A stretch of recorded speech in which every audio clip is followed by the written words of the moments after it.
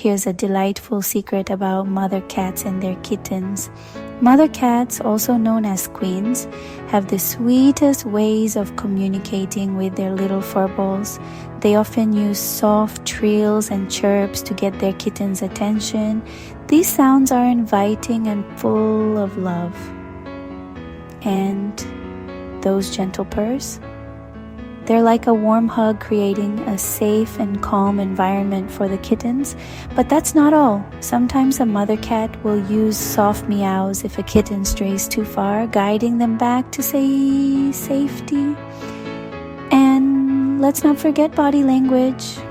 Nuzzles, gentle nudges, and loving licks are all part of a mother cat's toolkit to keep her kittens close. Isn't it heartwarming? Have you ever seen a cat family communicate like this?